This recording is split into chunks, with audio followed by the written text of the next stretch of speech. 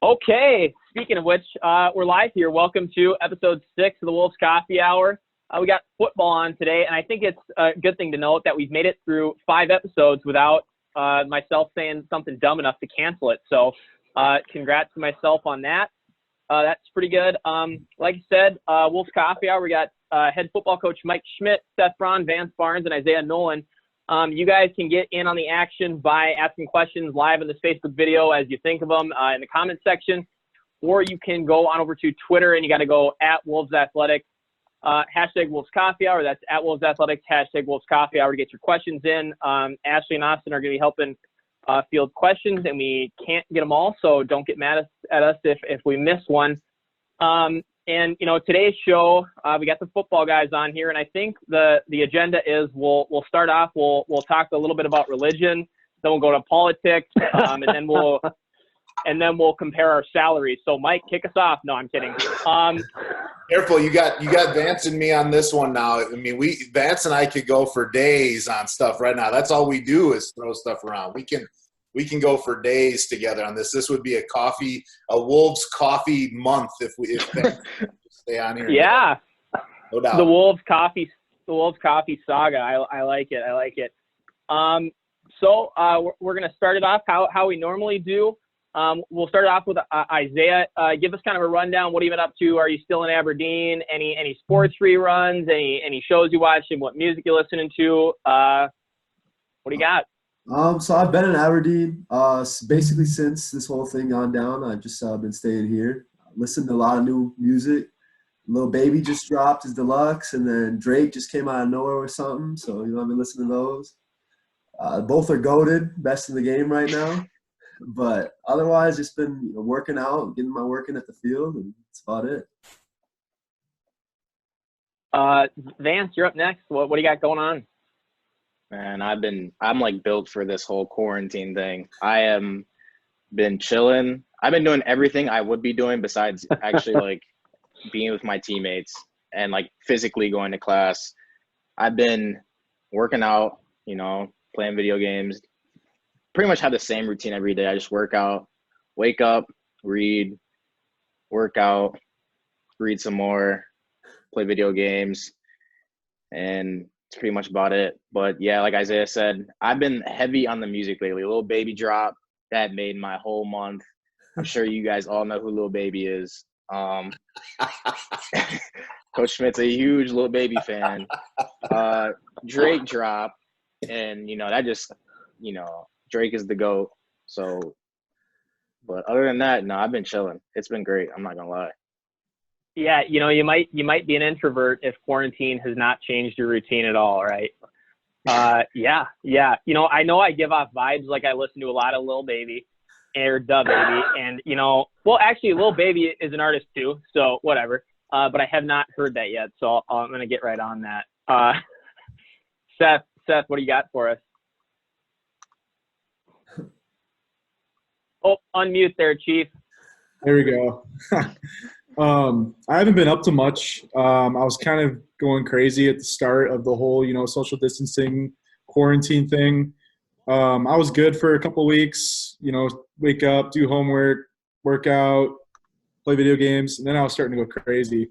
And so I came back to Aberdeen, and I've been doing the same thing, except I get to go outside of work, go at Wiley Park every day. So that helps a lot too, get some sun. So yeah, nothing much, just wrapping up classes now and working out and getting outside as much as I can. What do you do at Wiley? Groundskeeping work or? Yeah, just maintenance. Run the go-karts? Yeah, drive around the John Deere, like gators, and then mow a lot of grass, a lot of weed eating. It's pretty easy work.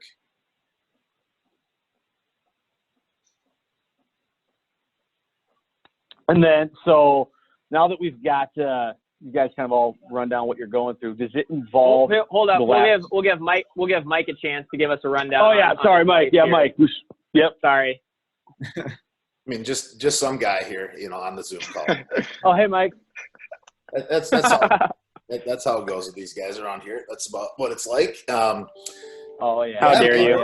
We're moving out to Aberdeen finally, the family and everybody ready to go. So we are in the process right now. I'm upstairs right now, and downstairs is utter chaos with everything that's getting out there. So we're ready to go and finally get everybody out there. Obviously, I was out in Aberdeen, since I took the job, but then my wife Morgan and our 3 kids are finally getting out there. So we're moving truck pulls up tomorrow morning, load everything in there, move out, drive out Thursday, and move in Friday is the plan right now. So it's been awesome. That's been good. Man, we got 3 kids in the house trying to do work and whatever is not been going well.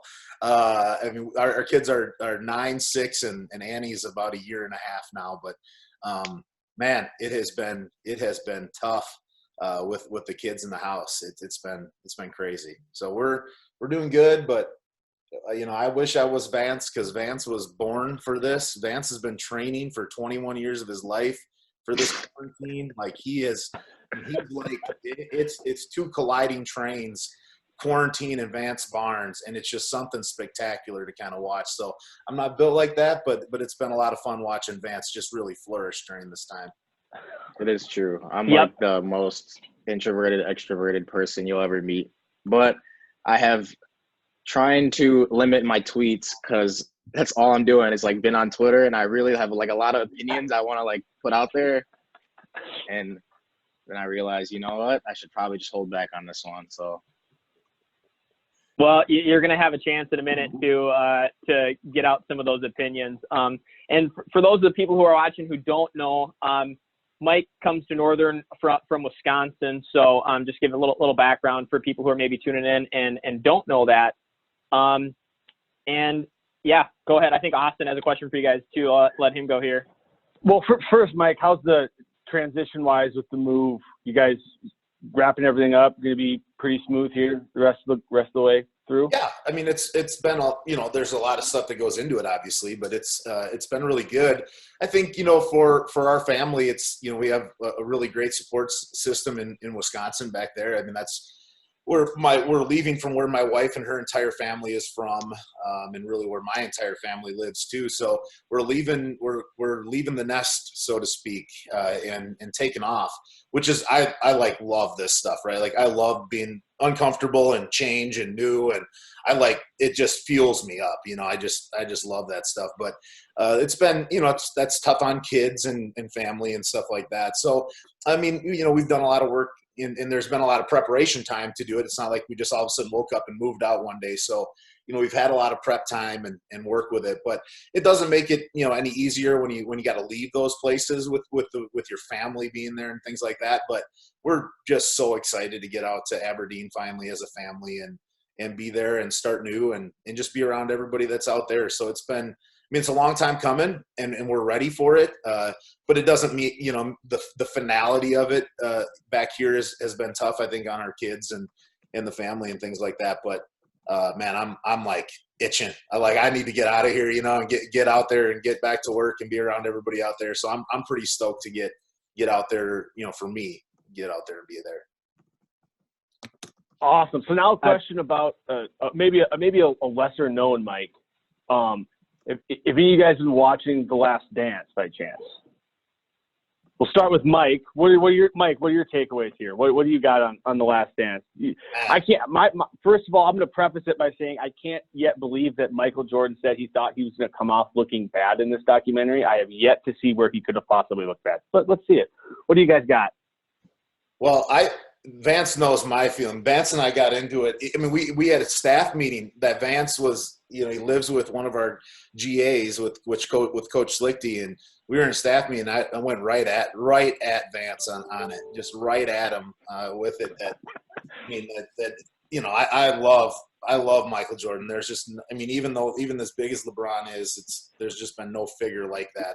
I don't think. Maybe Tiger Woods, and I'm too young for Muhammad Ali, but those are guys that are just in Babe Ruth, things like that, are just guys that were just transcended, really everything. And it's just cool to kind of look back and see that kind of access that that those guys gave the camera crew, I think, has been really cool. I think it's the best. I mean, that's the best TV series. Something that has that much hype and lives up to it is pretty cool. But, man, it's so fun to watch. I mean, just like even the last one. I don't have a gambling problem. I have a competitive problem. I mean, how do you not like that? That's just like as good as it gets right there, as raw as it gets. And I think just that kind of honesty has been really cool.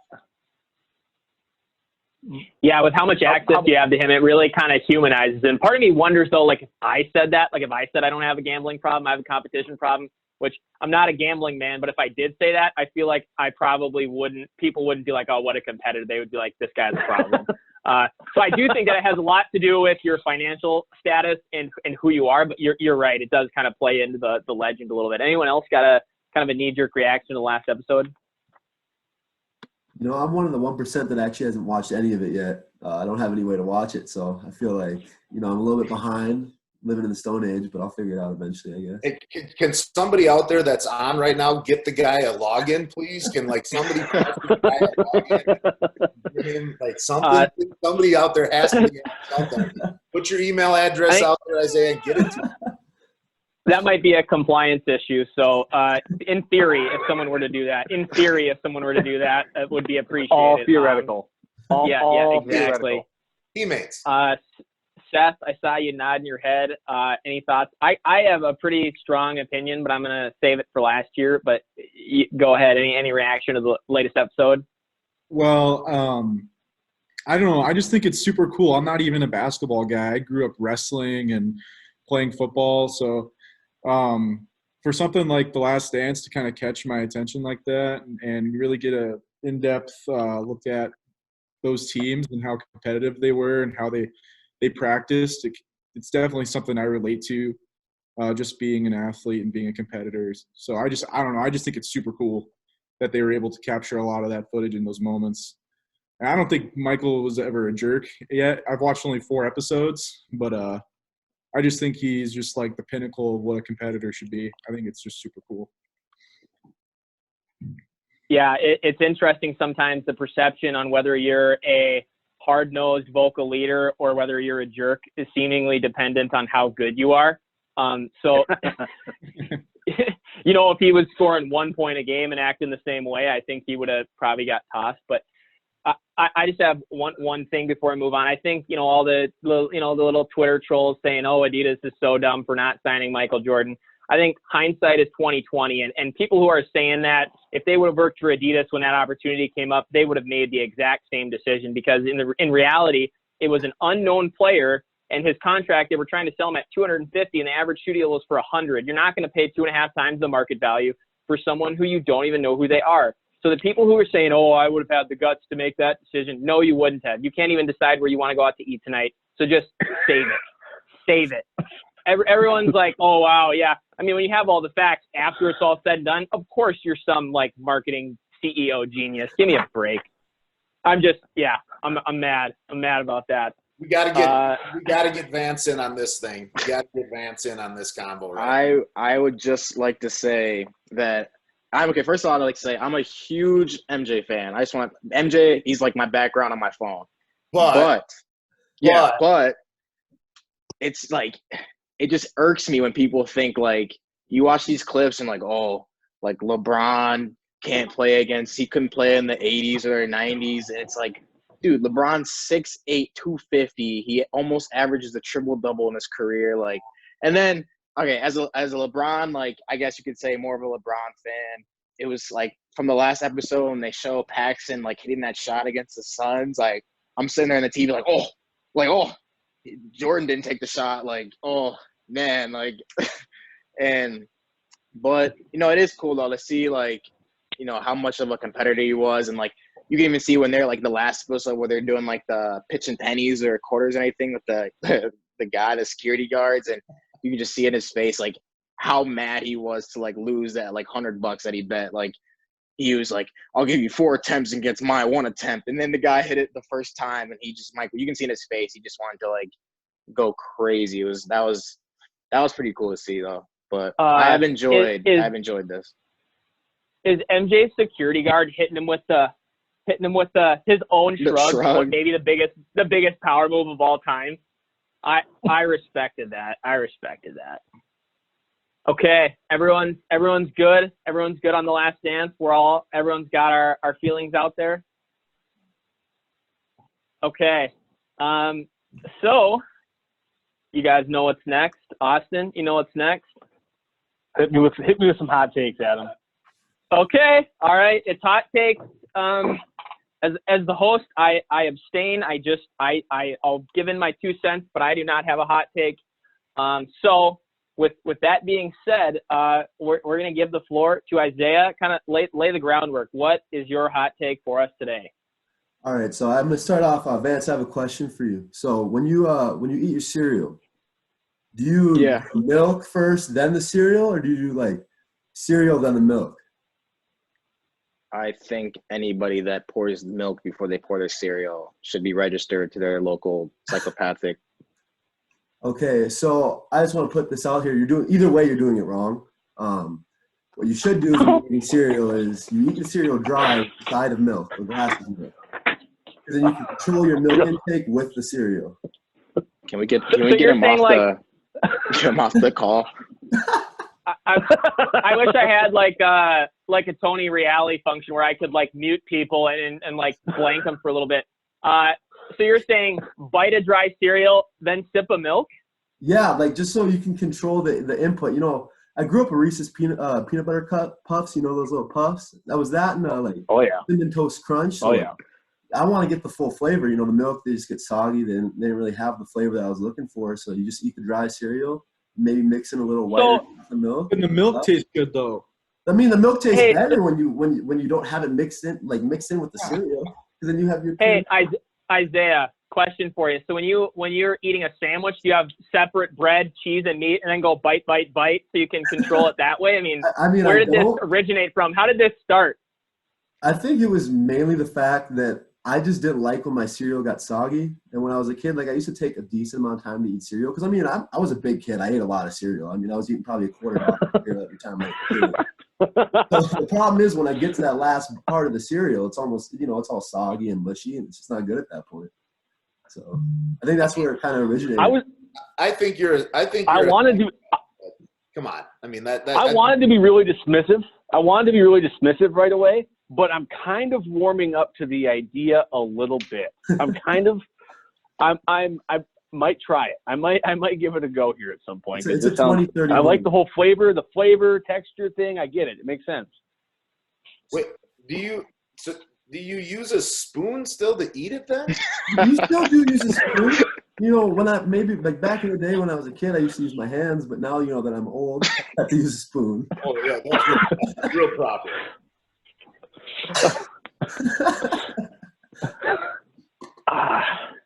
I got no more words for that. Any other input from anyone else? It might be time for the next question. I don't even know it. I'm speechless. It's the first time that I've been speechless on one of these.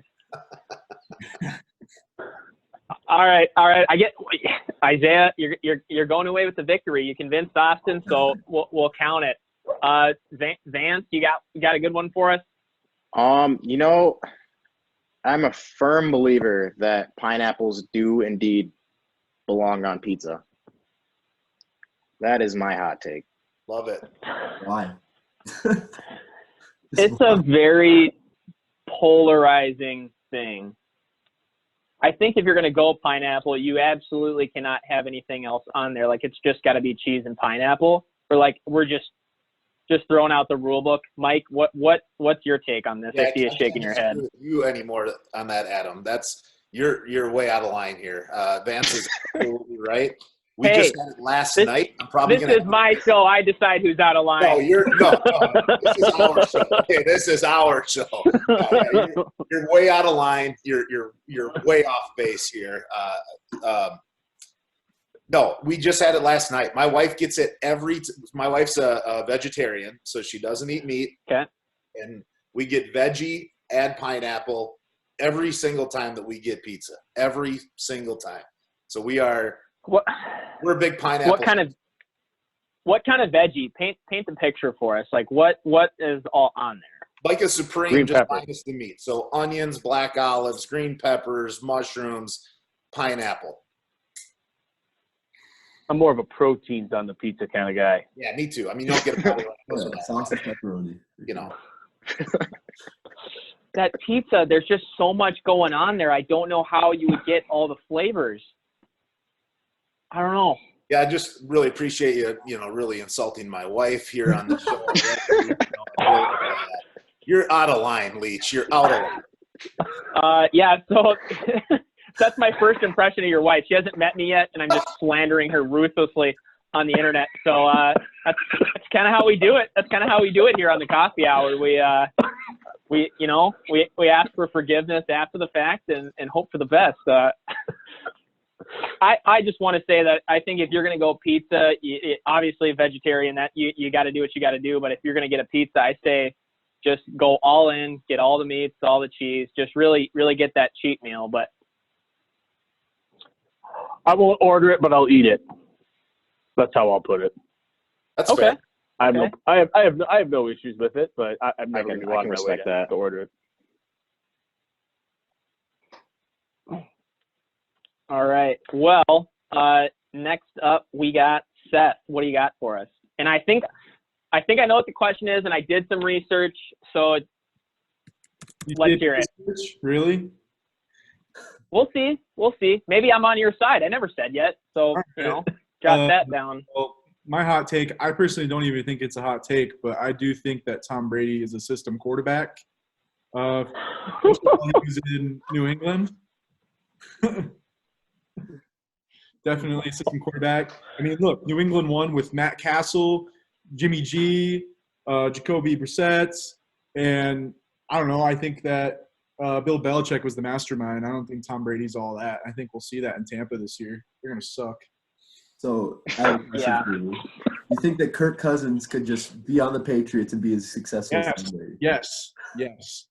Your question is answered by realizing that Kirk Cousins is better than Matt Castle, and if Matt Castle went, what was it, like 11-5 when Tom Brady got hurt? Yeah. Yes. Kirk Cousins is doing the exact same thing, if not better. That team went 16-0 the year before, and then they won 11 games the next year. So I mean, it was a touch of 11-5, great season. It was a little bit of a decline. I mean, it wasn't like Matt Castle was Tom Brady. I'm just waiting for Coach Schmidt to just bring in an Aaron Rodgers take right now. Just all Packers fans, anything you bring up about football. Oh, Aaron Rodgers. Blah, blah, blah. Just waiting for it right now. Get Josh on here. He can talk about Packers too. Well, here's the thing. When Tom Brady got hurt, Packers went 11-5. When a guy like Peyton Manning got hurt, Colts went like 0-9 when he got hurt. So that tells you right there that, the Colts, for example, Peyton Manning actually is making the players around him better. It does not work if he's not in that system. I think the fact that other people have stepped into that Patriots offense and done fine tells you a lot. I don't know. I kind of agree with Seth. But I think every quarterback, I think there are only you guys are the football guys, so correct me, Coach. But I think there are very few quarterbacks that aren't a system quarterback to an extent. You know what I mean? Like, there are very few guys that actually are so much bigger than they could actually outplay a system. I mean, obviously you got guys like Mahomes, but I don't think there are a lot of those kind of talents out there that can actually overcome a bad system. Drew Brees. Am I incorrect? Oh, that's a great point. I think, Austin, like that you just made. That's a great point. I can't get over this. This is that's a Skip Bayless hot take right here. I've got one other thing here that I'm jumping on the bandwagon with Seth here, but through his first 15 years in the league, Brady only had a defense that was ranked outside the top half twice. So he had a top half of the league defense for most of his career. And you got to think that plays a factor in a lot of those wins. I feel like we'll be able to tell if he's a system quarterback now, at least with this year, him being on a different team, a team that hasn't necessarily been great in the past. They've always been middle of the road. So it'd be a good time to see if, he really is GOAT material or not. Yeah, hopefully the Tampa Bay offensive coordinator is gearing up a bunch of 3-yard dink and dunk passes. It'll be really exciting. Oh God! And I guess we'll find out if they allow walkers on the field when Gronk suits up for the first time. It remains to be seen. Mike, you got a hot take for us? Do we want to do them all, or what are we thinking here on this? Maybe give us your best 2. Okay. We'll see how long it goes. Yeah, so it is Cinco de Mayo here, right? So we're gonna go. Go a little Tex-Mex. So we're not gonna go all the way to Mexico, but we'll do some Tex-Mex here a little bit with it. Potato olays are better than French fries. Is my first hot take on it. That's a really hot take. I don't even know what potato olays are. Then you can just jump right out the window that's right next to you. Take a walk. Oh man. Is there those like chips or what are those? It's a tater tot. Oh. Yeah, it's basically like a tater tot with Lowry seasoning. It's like it's delicious. Spicy tater tot. I'm on board with that take wholeheartedly. Me too. Now we can't. I don't think we can find any stats to say either way, but I'm here for it. You guys ruined my streak. I hadn't agreed with anyone until today, and now I've done it twice. So I don't know. Reputation's kind of slipping even more than it already has. I think my biggest takeaway is that we need to get Vance some potato olays. That's really my biggest takeaway from this. Can we eat street this guy right now and get somebody to go out there and? Yeah, I don't know. I'm a huge French fry guy, but I will try. I do like tater tots, and if they're saying there's some tater tots with some Lowry sauce, add a little bit of hot sauce, anything can taste good. I don't know. You go get a workout in here today and go drive out to Taco John's, get a 6-pack and a pound. That's they're from Taco John's. Yeah. I'm good. Yeah, super salty though. That's the only thing. You get them, they're super salty sometimes. Are we talking like fast food French fries here versus McDonald's is delicious French fries. Popeye's good fries. There's a lot of quality fries out there. My initial hot take was that they're better than McDonald's French fries, and then I'm like, no, because McDonald's is the cream of the crop, so they're better than all. Yes.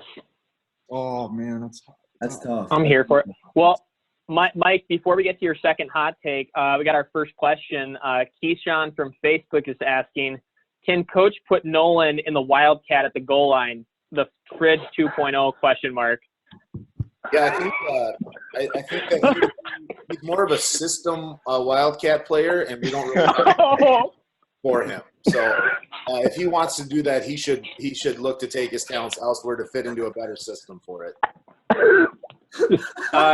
So Keyshawn from Facebook, there's your answer. I think that's a hard no. Mike, we'll get your other hot take, then we got another question coming in here. Nice. Well, actually, this question is involving your first hot take. It says, is it the Olay or is it the seasoning? Fries with that seasoning may be just as good, or fries with that seasoning could be clutch with cheese sauce. So what's better, the seasoning or the tot itself? That's kind of an existential question. Yeah. I mean, in essence, it's the same thing, right? But it's just not. It's the way a tater tot breaks apart, a French fry stays together. As soon as you open the outside of a tater tot with that, I mean, chaos ensues from the potato, right? It just goes everywhere because there's it feels like there's a bunch that's packed inside. As soon as the casing goes away and it's broke, all bets are off. And so it's dancing around, it's doing its own thing inside your mouth, and it's figuring out where all the flavors are at, and it's taking it everywhere. French fry is staying together, staying compact. You got to grind it up a little bit in the back, whereas this, you're going to break the case, you're going to mix around a little bit more. So I really think that, yes, I think in theory that you think that maybe the potato is the same, but I think you're talking a different consistency here, and really the tater tot makes the flavoring along with the seasoning. Okay, nail on the head. It's nail on the head. A very nuanced answer for a difficult question. So Brandon, you've got your answer there. And so do you have one more take for us, or are we on to the next segment here? Green Okay, salsa. okay. Green salsa is better than red salsa. You might have crossed the line there. Yeah, that's too far. What happens if I try to mute? What'd you say? Sorry. I was just gonna see if I could mute him for a minute after that. I'm just mad. Well, what makes green salsa Coach, better? of the hot take? What's the reasoning? Well, I don't know that I don't know that there is a whole lot of other reasoning than it just is better. So take that, I guess, for what it's worth. But it is, you have there's just a lot of tomatoey stuff that's going on in that, in just a red salsa. I think when you go green, you're talking about a different, sweeter kind of flavor. You mix that with a little, especially if you're going like true nachos, so like melted cheese and other things on there with it, some sour cream, now we're really talking about a lot of different things kind of coming together. You got a little bit of sweet and that salt that's kind of mixing in with it. I'm just telling you, I think green can go a little bit hotter too, which I like too with it. So. I'm just thinking every Mexican restaurant I've ever been to has served red. So does that mean because it's more popular, or is the green just, maybe underrepresented? Maybe not enough, doesn't have enough exposure. People don't know about it, or, got to ask the hard questions here. And I think just the popularity of red sauce alone gives it the edge, but I don't know. Maybe not enough people have been exposed to the greatness of the green. And that salt that's kind of mixing in with it, red. So I think that's probably the end of that one. Now switching gears a little bit, we're going to ask each of the players and the coaches some questions here, a little bit about the football season and stuff. Seth, it looks like throughout your career you've played both offensive and defensive line. What was that transition like? And do you think one side has helped you? Has playing offensive line helped you now? And does knowing both sides help you in your game today? Yeah, definitely. Because there's certain cues that defensive linemen can give you that hints on where they're going, whether they're slanting, looping, whether or not they're really going to rush you or not. But yeah, that transition for me was kind of a big one. It was a big decision. It was my second year, my redshirt year. I had a great off season, put on a bunch of weight, felt like I was ready to play. Wasn't really getting the looks I was looking for. So I looked at our team at the time, looked at the needs that they needed, and our offensive line was thin at that point. And so I went and talked to coach about it. We discussed it. I spent a week kind of going back and forth. I was still with the defensive line during practice, but I'd go over and spend some time with the O-line for a few periods or whatever. And then I started learning a little bit more about the playbook, some extra meetings. And then a week later, I started my first game against Winona, and the rest is history since then. So I'm kind of a journeyman as far as the lineman world. Kind of played a little bit of everything, but slight flex in there, and slight so, flex. Yeah. Humble brag. So it was you that initiated that possible position change. That's just interesting. I guess I haven't seen that a whole lot. Maybe that happens more often than I realize. But is that kind of a unique thing for a player to kind of initiate that versus a coach saying, "Hey, here's what we need you to do"? Well, I mean, for me, I wanted to play defense really bad, but more than that, I wanted to win. And I wanted to play and help the team out as much as I could. So I'm not really sure if it's unusual for players to initiate that kind of conversation. But when I had the conversation with Coach Dosh at the time, he totally understood where I was coming from. He agreed with me, and we kind of just made the transition as smooth as possible. Yeah, they didn't talk to me or anything beforehand. I just kind of went for it, and it all worked out for the best because I love where I'm at now. So yeah, it was. That's awesome. That is highly unusual that a player would be the one initiating. I don't know that it's unusual that it happens. It happens a lot. I think kind of all over the place. It's unusual that they suggest it and it works. to be totally honest with you. That I think makes Seth's situation a little more unique, is that a lot of times those players will want to go somewhere, but they're not good enough to play that spot, but they have their heart set on it and really want to give it a try. And it puts them back in their development in maybe another position. I think it's rare that a player initiates it and it works out. So that I think is, hats off to Seth for making that, jumping in and going to help the team and making it work. And obviously he has. Yeah, the only other one I can think of in recent history, and I know he didn't initiate it, but I know Braden McNeary switched from linebacker to safety, but I know that was requested of him. So a similar situation, but I guess a little bit different. And Seth, Austin's got another question here for you as well. Yeah, so big wrestling guy here. I remember I watched you wrestle in high school. Yeah. Big wrestling fan. I did. What? I didn't know that. That's cool. Yeah, no, huge. I mean, I grew up. I lived in Webster when I was really little, and just kind of got started with the sport there. I mean, frankly, I hated doing it, but I still love watching it and love. I mean, I go to college wrestling every year and all that good stuff. And you were what, two-time state champion? No, I was a 2-time conference champ, and then I made the state finals twice. Okay. Yeah. Okay, so you were 2-time finalist, and you and Raider were the heavyweight, and Raider was the 95-pounder, right? Yep. Did you guys mix it up a little bit in practice? Yeah, it was always a good switch up because I would drill and train with our 220-pounder. But then, every now and then we do our little round robin style sparring sessions in the room, and me and Raider would scrap a little bit. It's kind of a collide of styles. He's really quick and twitchy, and I'm more, slow paced. I was a little more athletic for a heavyweight. I only weighed about 260 pounds at the time. But yeah, we'd have some good sessions because you'd wrestle guys who are more heavy handed and who are a little more slower paced, and I'd wrestle every now and then a heavyweight that was a little quicker, and it was good for me to stay light on my feet. So yeah, it was definitely fun back then. Yeah, I figured with where you guys were, both ability-wise and size-wise, that you guys probably had to mix it up a little bit at some point in the room. So yeah, Adam, you got a wrestling question for him? I do know a lot about wrestling, but that's not what I was quite thinking about. No, at a home wrestling matches, I listen for a common chant that our people are saying, and I just jump on the bandwagon. I don't necessarily know what it means, but I'm just yelling like inside ties or, power half. I don't know what any of it means, but I'm just like throwing out vague enough terms where I could be right and I could be wrong.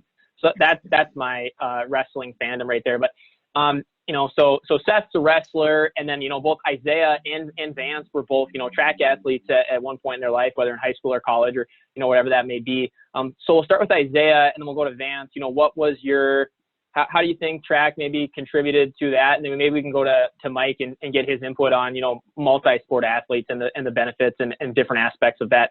So Isaiah, what was being a multi-sport athlete like, and kind of give us a rundown on that. I like track a lot. I stopped doing it though my junior year. I wanted to focus on football, which is was kind of interesting. I wish I would have continued with track, but I was in like a weird position because I was a big kid, so I was a thrower, but I also was like somewhat decently fast, so I also ran the 100. So I was one of like the few throwers that actually ran the 100 also. So like that was a lot of fun, like getting to do both and like getting to kind of like do track and field, where I know like a lot of linemen will just do like field or something. But I do feel like track did help a lot, especially just like as far as sprinting mechanics, just like learning how to do that. And I feel like just running the 100 for that 1 year actually just even made me just faster in general. Yeah. And we'll go to Vance. For those of you who are, just watching here and maybe don't know Vance yet, Vance is a grad transfer from MSUM, played football there, also ran track there too. So Vance, give us a rundown. And I believe you were on second team All-American 4x4. Is that right? The 4x1. Nothing over the 200. Okay. For this Sorry. guy. Yeah. But no, I mean, this is the first spring I haven't ran track since my freshman year of high school. I was blessed to be able to do both sports at college, and honestly, it was a little different at first. This spring, and definitely not having spring ball. It's just like a year from now or a year ago, I was doing both spring ball and track outdoor. But this year, obviously with the COVID, I wasn't doing, and I was done with track eligibility, so I wasn't doing either. But I think the way track helped me was just keep my competitive juices flowing, and it's a great switch up from football. Football, it's, obviously the ultimate team sport. Coaches yell, it's really high paced. Game days are really tense, and they're extremely fun. There's not a game on earth that's better than the game of football, but game days are just really intense and really like up there on the end. Like, but track is, laid back, it's chill, it's like, I'm going to go out here, I'm going to run and I'm going to do my thing, but I think just the way it helped me, I just kept my competitive juices flowing throughout the year. And, honestly, I learned a lot, like Isaiah said, with the running mechanics that I've learned since I was a kid. I think it just helps me on the football field even more, like being able to move, with getting in and out breaks, like keeping my arms like at 90 degrees and keeping my arms like close to my body. But, I do miss it. It definitely helped me a lot, like grow as an athlete, both on and off the field. But, it was great. Yeah, it's awesome to see you guys, compete in different sports when you're in high school and in college. You always see that stat, when there's like the national championship for college football, they always throw that stat out. Hey, 90 out of 93 guys did multiple sports in high school. So I think it's awesome that you guys do that. And let's get, Mike's input on kind of that dual sport athlete that you get coming out of high school or that possibly even in college. Yeah, I think we have 6 or 7 in this incoming class that are going to be playing another sport, including baseball and also including basketball, which is incredibly difficult to do in college. And obviously at a place like ours where our basketball team is such an elite program, to see that and even to have the opportunity to do that Coach Phillips is letting him do that is incredible, I think. So I think it's pretty cool. We've really made an emphasis of that to get guys to do multiple sports. I obviously played baseball and football in college. And so, I think for all of this, it's just, you can't understate the importance of the competition side of that. I think Vance hit it, pretty on the head with it. I think too, like baseball is such an individual sport within a team concept that it's, there's so much, it's such a different sport than football. I mean, there's just no doubt about it. I loved that part of it. I loved the difference, and I loved, being able to have, kind of both sides of that. I thought so. We're always looking for that and we're going to try to recruit that and try to get guys to do that. I mean, we have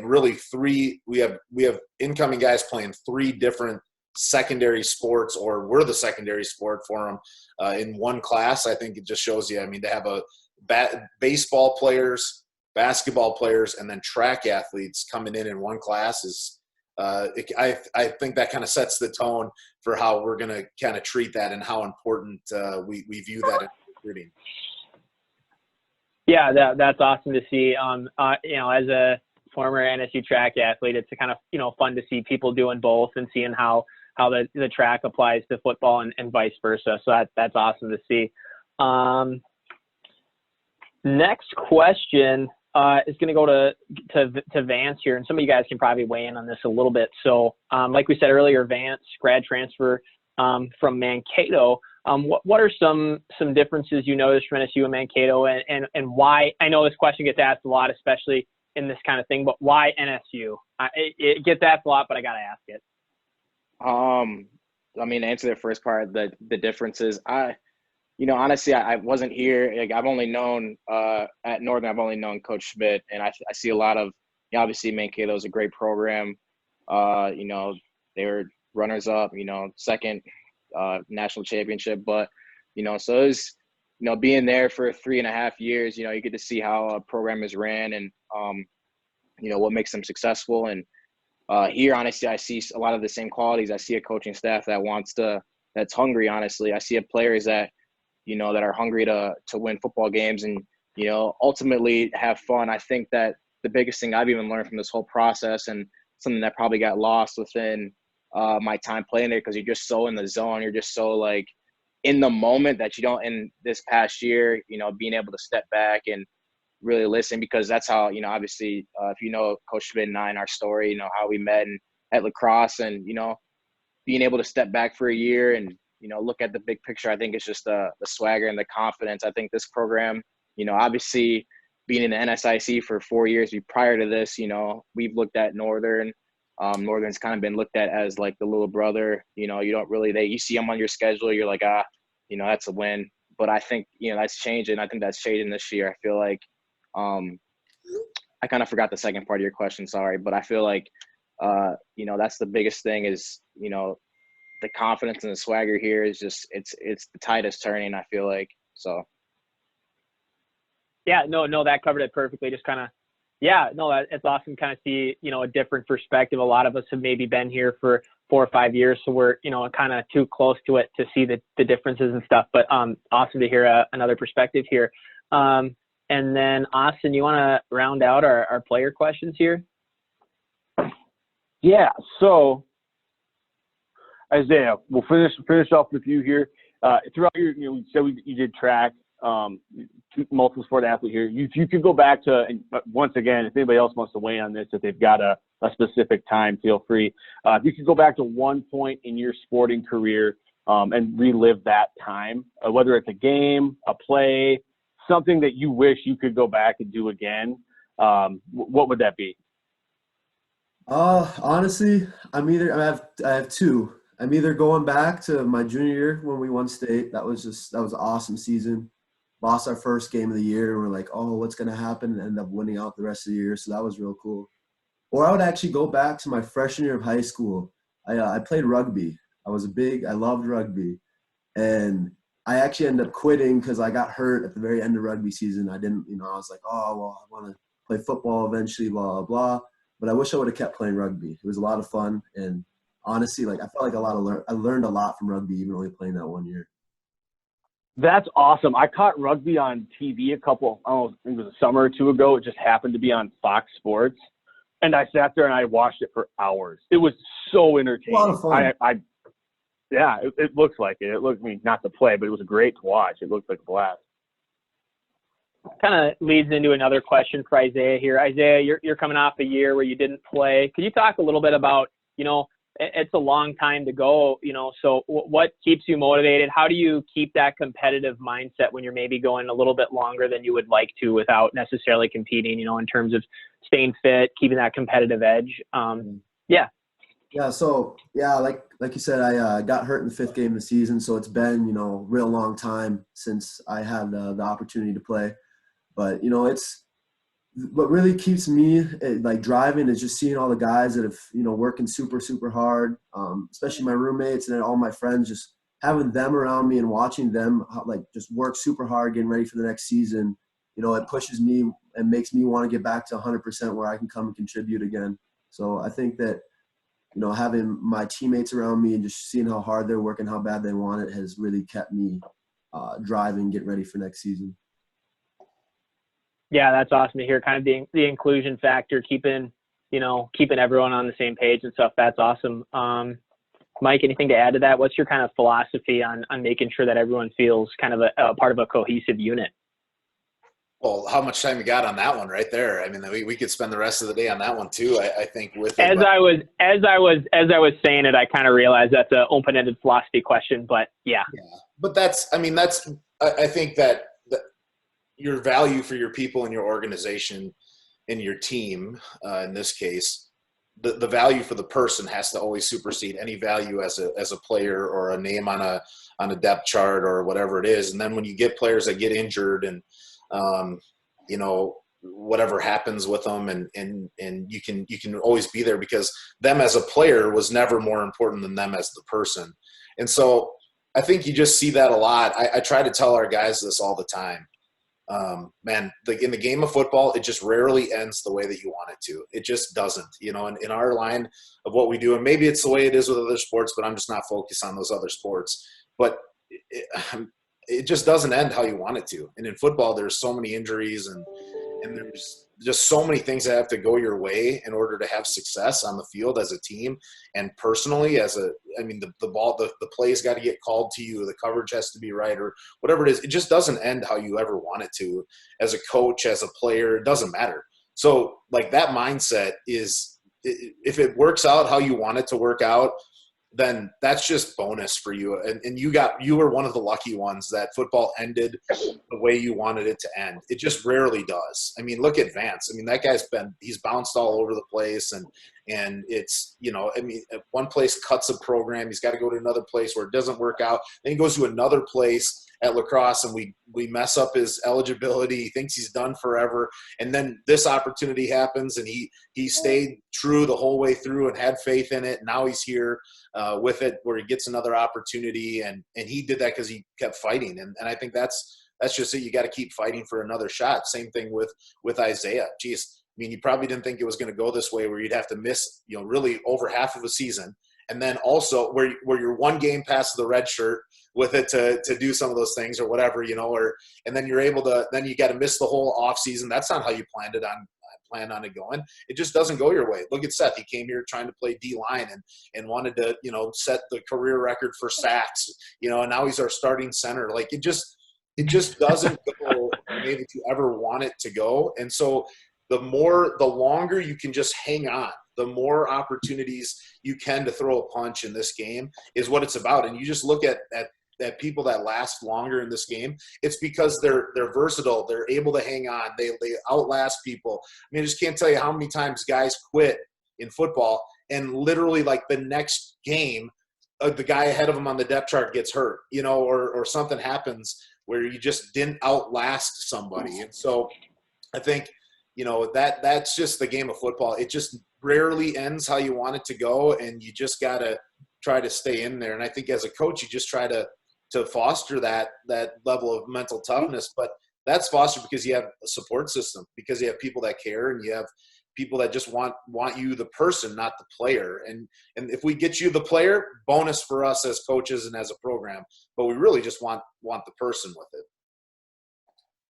Yeah, that's awesome. I really like that answer. It's kind of a journey, not the destination type situation. It's really nice to hear that, the person is valued ahead of the athlete, because, at the end of the day, eventually your sport days are going to come to an end. And if all your identity, is in the sports basket, you might have a hard time transitioning out. So it's nice to hear that, there's a good balance there. So with that, we're kind of closing in on an hour here.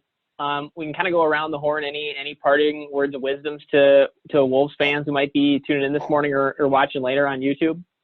Start with Isaiah. Parting words. Just be excited. We got football coming up this fall. It's gonna be a big year for Wolves football. We're all putting in the work, and we're excited to get there. And hope we want to win the NSIC championship. So that's always the goal for us. Seth, you got any parting words of wisdom here for us? Yeah, I just, see the light at the end of the tunnel with all this, social distancing stuff, stay safe, stay healthy, be responsible, and just, can't wait for the fall to get on the field with the guys. We'll save Coach for last year. Vance, any parting words of wisdom here for Wolves fans? Man, just be ready. I feel like I said that the tide is turning, the confidence of Swagger's here. Be optimistic. I feel like we're going to have a football season, and this Wolves team is going to be something special. The culture's changing around here. We got a great coaching staff, players that are hungry coming in. We're all coming. Guys are starting to come back to Aberdeen. This whole COVID thing's ending. Guys are starting to come back, wanting to get to work. Just stay in there. Hey, be excited. Something special is going to happen. We're going to do this thing.